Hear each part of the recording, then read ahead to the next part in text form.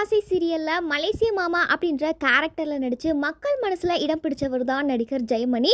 இவருக்கு நேற்றைய தினத்துல பாத்தீங்கன்னா மாரடைப்பு ஏற்பட்டு திடீரென காலமாயிருக்காரு. இந்த ஒரு விஷயம் சின்னத்திரை ரசிகர்களை பெரும் அதிர்ச்சிக்கு உள்ளாக்கி இருக்கு. ஆரம்பத்தில் திருமதி செல்வம் அப்படின்ற சீரியலில் நடித்து ரொம்பவுமே பிரபலமானவர். கொஞ்ச நாளாகவே பார்த்தீங்கன்னா அவர் எந்த ஒரு சீரியல்லையுமே நடிக்காமல் இருந்திருந்தார். ஆனால் இப்போ ரீசெண்டாக பார்த்தீங்கன்னா சிறகடிக்க ஆசை அப்படின்ற சீரியலில் மலேசிய மாமா அப்படின்ற கேரக்டரில் நடிச்சிருந்தார். இந்த ஒரு கேரக்டர் அவருக்கு மிகப்பெரிய ஒரு அடையாளத்தையே கொடுத்துருக்கு. சீரியலில் மட்டுமல்லாமல் நிஜ வாழ்க்கையிலையும் ரொம்பவுமே யதார்த்தமான எளிமையான ஒரு மனிதராக இருந்திருக்காரு. இந்த நிலையில் மலேசிய மாமா அப்படின்ற கேரக்டரை வச்சு ரீசெண்டாக ஒரு ஸ்பீச்மே கொடுத்துருக்காரு. அதில் அவர் என்ன சொல்லியிருந்தார்னா, சிறகடிக்க ஆசை சீரியலில் மலேசியா மாமா அப்படின்ற கேரக்டருக்கு மக்கள் எனக்கு இவ்வளோ பெரிய அன்பையும் ஆதரவையும் கொடுப்பாங்க அப்படின்னு சொல்லிட்டு நான் கொஞ்சம் கூட எதிர்பார்க்கவே இல்லை. என்னோட ரசிகர்கள் எல்லாருமே அவங்க வீட்டில் ஒரு உறுப்பினராக என்னை நினச்சி பேசுகிறாங்க. இதை பார்க்கும்போது எனக்கு ரொம்பவுமே மகிழ்ச்சியாக இருக்குது அப்படின்னு சொல்லிட்டு ரொம்பவுமே உருக்கமாக பேசியிருந்தார்.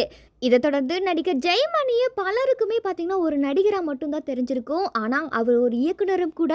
இப்போ வரைக்கும் கிட்டத்தட்ட 40 சீரியல்களை அவர் இயக்கியிருக்காரு. மேலும் சிறகடிக்க ஆசை சீரியலில் அவருடைய ரோல் பார்த்திங்கன்னா பெருசாக இல்லை அப்படின்னாலும் அவருக்கான காட்சிகள் மீண்டும் மீண்டும் வருவது போல் கதையை மாற்றுங்க அப்படின்னு சொல்லிட்டு ரசிகர்கள் பலருமே வேண்டுகோள் வச்சுருந்தாங்க. இப்படி இருக்கிற சூழலில் வழக்கம் போல் அவரோட அன்றாட வேலைகளில் ஈடுபட்டிருக்கும் போது நேற்றைய தினத்தில் பார்த்திங்கன்னா அவருக்கு கடுமையான மாரடைப்பு ஏற்பட்டிருக்கு.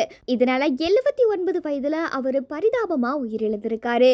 ஒரு நல்ல கலைஞரை இந்த சின்னத்திரை உலகம் இழந்திருக்கு அப்படின்னு சொல்லிட்டு சின்னத்திரை பிரபலங்களும் ரசிகர்கள் பலருமே ஆழ்ந்த இரங்கலை தெரிவிச்சிட்டு வராங்க.